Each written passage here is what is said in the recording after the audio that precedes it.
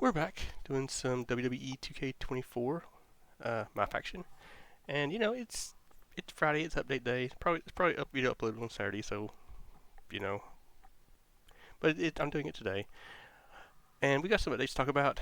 But I'm gonna be giving some criticism of the game, creative criticism. I'm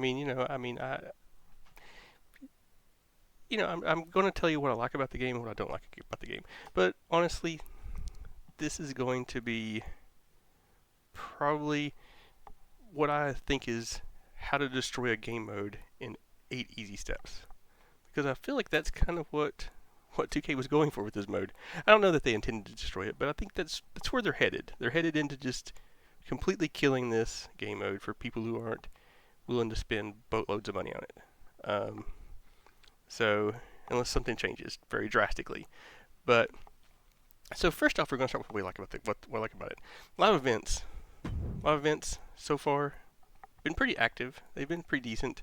Rewards have been kind of meh in it, to be honest with you. They've not been great, but it is early, and so far, other than these first few, that one was these cards here you got from a locker code, and then these were pre-order things. So, you know, we only had one so far that has required specific cards, and that's been this Academia War for 2000 MFP, which 2000 MFP would be nice, but this is the only one we've had so far. So that'll probably change as we go on, as we get deeper into the season. There'll probably be more required cards, which was probably the worst thing about Faction Wars last year, requiring specific cards for certain events. I'm okay. I was always okay with requiring specific cards if you could play the game and get them for free, as far as like during weekly in the weekly towers, proving grounds, token market. There was ways to get them. There were ways to get them. That was fine. But the pack ones were always a terrible idea. I always hated it. I was able to do most of them because I did a lot of grinding, got a lot of cards. But anyway, I do like live events. I also like the 4-man events now, to where if they run into the ring, they have to be tagged before they can come in again. It makes it so pins are viable. But that also is one of the downsides of the game this year. And this isn't part of just, I'm leaving this off my list because it's not part of Faction Wars, but submissions are terrible. They so broke the submission system in this game. I don't know how you take it and make that so much terribly worse, but that's what happened. But anyway, that's something in the game. That's something for the whole game.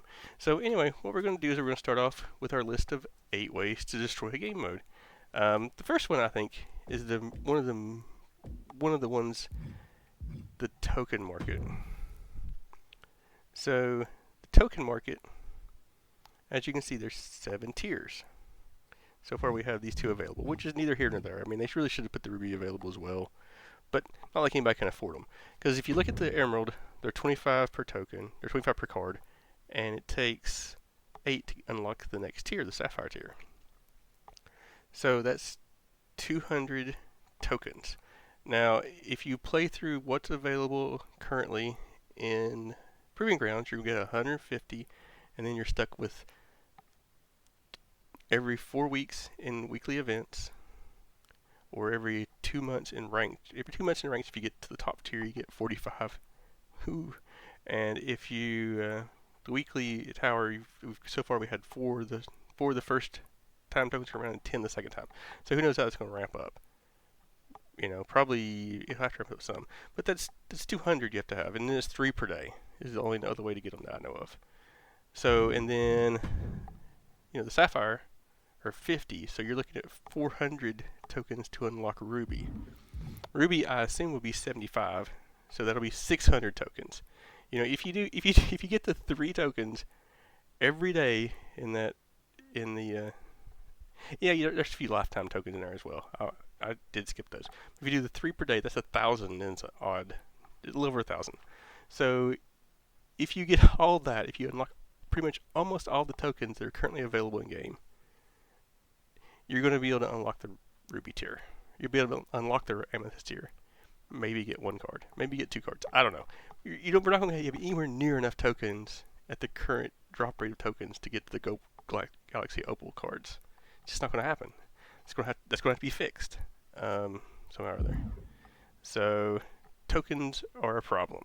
The cost of it's not the token rate; it's the cost of the cards in the token market that's the problem. Last year they were much cheaper. The next thing I want to talk about, and it kind of goes hand in hand with another one, but this is part two. Weekly towers. Well, this isn't weekly towers. Free agent cards, because we've seen them in a lot of events too. Free agent cards are the worst idea ever in this game, because who wants a card that you can only use for 3 matches and it disappears? Especially when these cards are lower tiered than what we already have. You know what I'm saying? You're wasting a week. We have to work through a week of weekly towers to get a worthless card. Or a live event, you get a worthless drop. Because they're worthless. If they were Galaxy, Galaxy Opals that we could kind of use to get through some, and you had like 10 matches or something that you could use to get through some kind of event that you were struggling with, yeah, that's fine. It's still a bad idea, I think. I still think it's a bad idea, but it would make it better. Just there's no reason for free agent cards. No reason. I mean, we get so many duplicate cards. Just give us something for the week. It's not like you're giving us much anyway. And that leads into part 3, weekly towers. If you look at weekly towers last year, we had MFP, which was pretty decent reward 1 week. We had tokens 1 week. We had a card 1 week, and those were usually pretty decent cards. And we had a pack 1 week. So this year we get the free agent card, which is worthless. We get a pack 1 week. Well, we got a pack the first week. Week number 2, because the first 4 weeks were out when it came out. So we got one the first time. We got 4 tokens, which is normal. That's how it started last year, but token market much cheaper. And we have oddities, which is honestly another wasted week, in my opinion. So, and then we repeats free agent. This one was actually a pack when it first came out, and then they realized they stuck Gunther as a required thing for a live event, so they changed it from the pack to the Gunther. So if you did the event prior to Gunther being out here, you got a pack, and apparently you didn't get the Gunther. I think people have been trying to get the Gunther by continuity support. Maybe they'll give it to people, but if you didn't do it, if you waited, you got the Gunther card, but you missed out on the pack, which is kind of sucks because packs are hard to come by. And then we have tokens again, which ranked up from 4 to 10, but who knows? It's still weekly towers has been a kind of letdown. Then we have faction wars, which last year we had a tower to climb. There were some packs, there were some tokens, there were some MFP rewards, there were some cool stuff in it. There were briefcases. Briefcases are always fun because you didn't know what you were getting. You always got some MFP. This one, as you've seen, we have this. I'm not going to go into it, but you have the little gauntlet thing you have to run. You're limited by tickets, and so far we're basically getting 2 tickets a week. We got 3 tickets 1 week, but so far it looks like last 2 weeks it's been 2 tickets.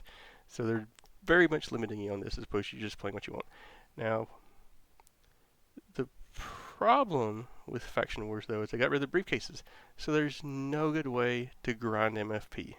You can't grind MFP. Not to mention, this thing got nerfed this past week. They nerfed it. Because it's kind of a boring mode, I'll be honest. It was kind of interesting the first 3 or 4 times I played through it, but now it just seems tedious because all the events are different. You don't know what the event is till you pick on it. You know if it's how many people you're facing, but you don't know it doesn't tell you what it is until you choose it. And I mean, it's just I don't know. It's just not an exciting event. I enjoyed the grind last year of the faction wars because, if I had 20 minutes in between doing something, I could sit down and grind out 4 or 5 things. Maybe get 10, 20,000 MFP in that amount of time. I mean, maybe get lucky, maybe get nothing. But it was just kind of, you could just kind of chill and grind. This is something I kind of feel I have to pay attention to. The events are still easy, but I have to pay attention to them. But they also nerfed it. They nerfed the credit reward for it, so you get less credits, and the armor you get doesn't last hardly any time. It just goes away. So, also, if your game crashes in the middle of it, you'll lose your ticket. You have to start over. So it doesn't matter how deep you are into it. If the game crashes, you have to start over. And when we're limited to tickets, it's just a really bad design decision in my opinion. I would have been okay with this being here if they would have kept the old Faction Wars and just added this is, Faction Gauntlet, something. Add a new mode. That would be more interesting to me. But anyway, so again, the lack of MFP. We got MFP from Faction Wars because if you don't, you're getting, 400 from events, right? You're getting 300 from each match. 400 maybe. They take forever to get that. It's hard to say, but the old Faction Wars, you got decent MFP in quick matches. So that's number 5. It's the lack of MFP. So there's nothing to grind for. Like, what do I do with Faction Wars credits? Do I buy a pack? I mean, I can't buy a pack. I just buy these cards. And honestly, there's only 2 or 3 of them. There's only like 2 or 3 men's, and honestly, in the women's, this Trish is really the only one that's worth getting, in my opinion. So I don't know. They have these permanent cards that nobody's going to pick unless it's something for a live event, and these rotating cards, and who really cares? I mean, they're probably going to use these for a live event sometime down the road, but I mean, they're so expensive. They're 2,400. I mean, are they 2,400? I don't know. Yeah, they are 2,400 because most of these prices are wrong in these two, which is very weird to me that they haven't fixed that, or that maybe they have fixed it now. Yeah, I think it looks like they have fixed it, but it was wrong for several weeks. But anyway, so lack of MFP though, however, moves into the number 6, which is packs. So the best part to me about Faction Wars is getting cards. Getting cards through live events, that was fun. Getting cards through the weekly towers, that could be fun. Not as fun as live events, in my opinion. And of course, Proving Grounds, which were always really good cards. Packs are a problem. Packs are a huge problem this year because one, there's 3 packs out. We have, 4 packs. Sorry, there's 4 packs out. We have the Legends, we have the Heat, and we have the Soul Providers. Now, they're not that expensive. I mean, they're kind of cheap, but MFP doesn't come very easily. Like, I've got 81,000. I think probably 50 of it, like 40, about half of that has come from live event rewards and lifetime challenges, and about half of it's from what I've actually earned from the matches. So maybe a little over half. But either way, I don't even have enough to buy. I don't even have enough to buy a 10-pack of basic. I mean, I could have ground more, but it's just not worth it. There's no way I would have ground out enough to get a 20-pack, deluxe 20-pack. There's no way.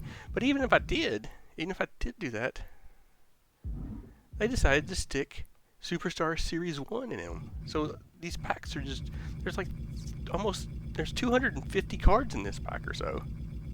And there's so many just bronze garbage fake characters in it.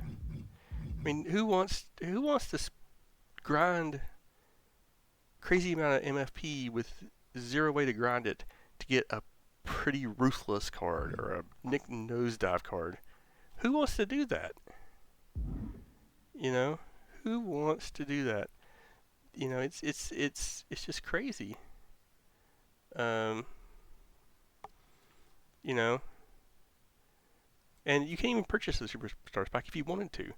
So I don't know. Not sure what the purpose of this is. I know what it is. It's because they want people to spend money.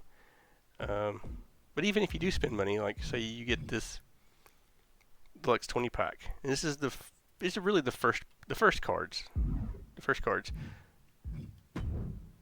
So a 20 pack is 200,000 VC. So you're basically looking at, you're going to have to buy a $100 pack of VC, and you'll get one 20 pack, and you have to throw another $10 on it to get the second one.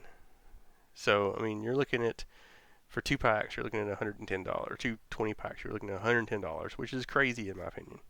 Uh, People do it. I mean, I know there's people that make videos of it, and more power to them. I mean, if they want to do that, that's their money. They can do what they want. But it's just crazy. And the reason I'm making this video and the reason I count this is because I want my videos to be based off of what a free-to-play player that does some grinding can get. You know, this is definitely not a free-to-play game anymore. So next thing, card market, which is number 7, card market. Okay, so they added some new cards. This is the big update for today. They added a bunch of new cards to this card. It was just the Superstars pack. So we'll go down here to the bottom. We're just going to look at them. So if you want one of these nobodies, 1000 MFP for the nobody cards. You get up here to the actual Superstars, a little over 1,000. Man, those are not bad. Those are priced reasonable. Bronzes, you're priced okay. Then your price goes up almost 5 times for the silver, and then they almost quadruple. You know, well, 3 times, 3 to 4 times, because Randy's like 4 times for the gold. Some of them are 20, some are 15. Don't ask me why. There's a difference in them. I don't know. And then you go to the emerald, and they almost double again. Or some of them more than double, because Dusty Rhodes is more than double. And then you go to the sapphire, and I could afford 1 sapphire now. So that goes, you know, to... Then we get the 2 rubies we've gotten. 102,000 MFP. You know how much grinding that is? You know how much grinding that is to get that 1 card? If you decide to buy VC, that's like $30 for that 1 card. That 1 card is like $30. And it's not even a good card. It's honestly not even a good card. And 2K believes this card is worth $30. Or, you know, 100 hours of grinding. I don't know how many hours it would take to get that at 300 MFP per match. You know? I don't know, and we've still got 4 more tiers after this. 4 more tiers. Like, how much, if they put Galaxy Opals in there, are they going to be like $150 to buy one? Like, where does it end? Where does it end? But, so, the last thing, number 8, I just want to touch on, and I probably should have put this in a little bit earlier, but Proving Grounds, and I think I'm okay with Proving Grounds, to be honest with you. I kind of am, to be honest with you. One problem with Proving Grounds is that last year, you know, Proving Grounds is probably the most challenging matches consistently. Yeah, some of the live events were challenging, but Proving Grounds is probably the most consistent challenging matches you'll find. But due to that, a lot of the cards were pretty good for their tier. This year, they're kind of lackluster. Like, here's the Gunther. The Gunther is kind of okay. It's like being heavy-handed, but he is a sapphire. And Asuka, Sting Like a Bee. Bianca has Sting Like a Bee in his face. I mean, they're kind of not great cards. This doesn't have Sting Like a Bee for the Ultimate Warrior. And, of course, the Cena has the most badges, but doesn't have Sting Like a Bee either. So, I mean, cards aren't great, even in Proving Grounds. It's one of the reasons I've not been too much a hurry to complete it. But, anyway, there's a lot of things that could be fixed. There's a lot of things that could pretty easily be fixed. I don't know. I don't know how easily it could be fixed, because I mean, you've already had people spend money on packs, and if they start changing stuff like that, you're going to have outrage from those people. I think so. They're pretty much stuck with it this year, I think. But again, I don't know. I thought kind of the revamp would be a good thing for the mode, but they've definitely, in my opinion, went the wrong route with it. Just completely destroyed it. So that was my 8 ways to destroy a game mode. And anyway, let me know what you think in the comments below. I feel like I've seen a lot more. I think when the game first came out, a lot of people were kind of happier about some of the way it was headed, but I've seen a lot more discontent. And I'm not making this video because, you know, trying to grab onto that. it's truly how I felt. If you watch my other videos on it, you've seen that I've complained about a lot. A lot of this stuff I've kind of complained about a little bit going, as it came up. So, I just, it's my creative open letter to 2K, which they won't see. But, you know, it's such an easy, it should be such an easy mode to make.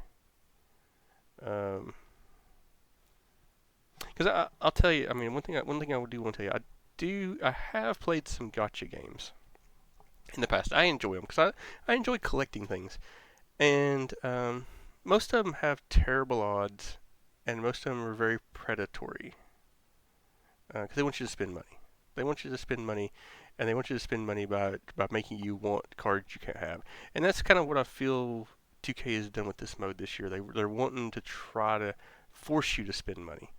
One gacha game I've spent quite a bit of money on. I'm probably dumb for doing it. I mean, I know I'm dumb for doing it, but I enjoy the game. They have the best. They give you all the characters you. I mean, the characters are easy to get. They're very easy to get. You have all of them. I've not spent. Well, I mean, I guess early days I spent just a few dollars to get a few of them, because I didn't have a lot of the. But they give you so much stuff to get those characters with it. It's just once you've been playing a while, you're just gonna get them. You're just gonna pull and you're gonna get them. It's just part of it. Um, I've spent money on skins for them because they've given me the characters I want, and the skins don't do me any good. They don't do me any good. But it's just such a relief not to have a game that's trying to force you to spend money, that you just feel like spending money occasionally on it. I don't know. I think to me that's and they also there's also like I could spend 24 hours grinding on that game. I could play it. Most gacha games, they limit you, like tickets, like these tickets, and they limit you to the number of times you can play. And that's just the route I feel like they're going. It wouldn't surprise me if they actually came out with packs that you could pay money to get more tickets. That wouldn't surprise me. Will they do it? I don't know. Maybe next year. But that feels like how they're headed with it. But anyway, I just wanted to make this video because it's just interesting to see. I don't enjoy seeing bad decisions. I do find it fascinating how companies can decide to make bad decisions so easily. How they can how there's a room full of people that thinks bad decisions are good ideas. So, but anyway, I just want to talk about it. So anyway, I've rambled, and I do appreciate you watching the video. And like I said, leave your comments below if you agree with me, don't agree with me. I want to hear it. I'm kind of curious how people stand with it. But anyway, we'll see you next time.